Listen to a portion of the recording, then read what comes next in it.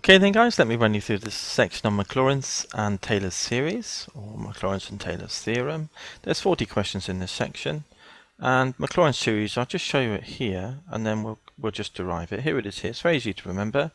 F of x is f0 plus f dash 0, x plus f double dash 0, x squared over 2 factorial, and so on. The general term, the x to the r term, f r of 0 over r factorial x to the r. So when you look at this Maclaurin series here, you can see that there's some assumptions that you've made. The first thing to say is that you've supposed that f may be written as a series of ascending powers of x's. So that's the first assumption that we've made when we write this series down. We've also assumed that we may differentiate f as many times as we wish. And also the fact that the values at 0 of these derivatives also exist. And of course f of 0 exists as well. So these are the assumptions that need to be mentioned, and I mentioned them in the above before we even begin to write down Maclaurin series. So that's what. But how do we arrive at these terms then? For the number of x's, or the number of x squareds, or the number of x cubes, or the coefficient for the x to the r term in general. Let's see how we do that then, shall we? Just run it through it quickly. So as we said, let's suppose we may write f as a series of ascending powers of x, and here we have the series here. We need to find out these coefficients, don't we, that we mentioned below. The first one we can obtain, if we put f of 0 in here, all these will be 0 of course, won't they? And we'll see that f of 0 is a0. So there's our first term, coefficient, constant value. Now let's suppose we may differentiate f of x as often as we wish. So let's differentiate this line here term by term. So f dashed, this differentiates to 0 because it's a constant. X goes to 1, so there's an a1. The 2 comes down, 2a2, lots of x to the power 1. 3a3 x squared goes here. N x to the n minus 1 goes there. So here's f dashed. Put in 0 in here, and all these terms from the second onwards are all 0, aren't they? Because they have an x as a multiple. The only non-zero term will be a1. So f dash 0 is a1. So we can now say that a1 equals f dash 0. Differentiate once more. And this time this term will go to 0. The a1 is a constant, it goes to 0. X goes to 1, so this goes to 2a2 here. The 2 comes down to make 6a3 x to the power 1, and so on. All these subsequent terms have x as a multiple in them, so when we do f double dashed of 0, all these will disappear because they're 0, and it will just leave 2a2. So then we can see that a2 is f double dashed 0 over 2. So I've written that here. The 2 factorial can be written because that's the pattern that emerges. When we look at the next term, for example, we can see that we can write it as 2 factorial. So look at f3. Differentiate again. Here the 6a3 comes down here, the x goes to 1. Well, the subsequent terms all have x as a multiple. So when you put f3 of 0 in, you get 6a3. So a3 is f30 over 6. So now how did we do that? There's a3, f30 over 6, and we wrote it as 3 factorial simply because of the way the differentiation worked. First of all, the 2 came down, and then the 3 came down, so this 6 was really 3 times 2. And you can write that as 3 times 2 times 1, of course, or 3 factorial. And the same thoughts apply to the 2. You can write that as 2 times 1, which is 2 factorial.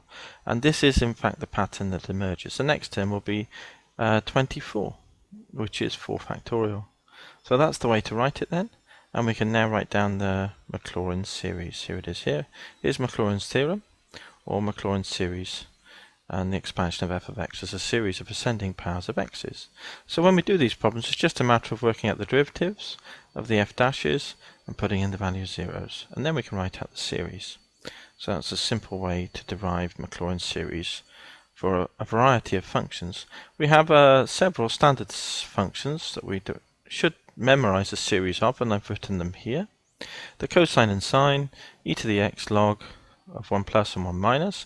Once you've remembered them, commit them to memory. They're easy to remember, and unless the question asks you to derive this from first principles using Maclaurin series, you can use these as standard.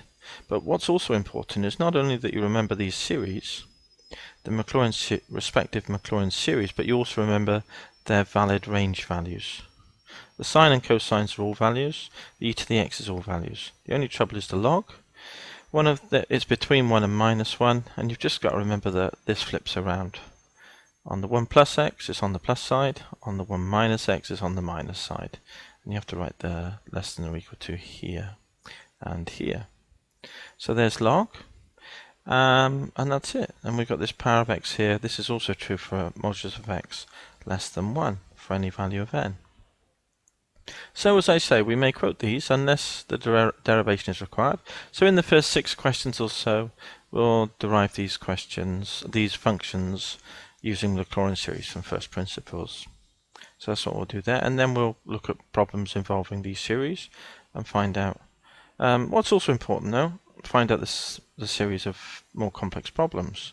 But what's also important is you need to remember these valid ranges, because when you look at compound problems or variations on the same theme of these, because we know these, we can build up the template that leads to knowing the valid ranges for the compound functions or the variations of these functions. So it is important to commit that section there to memory, as I say. So then when we've done 33 questions, there's 40 questions in total in this section.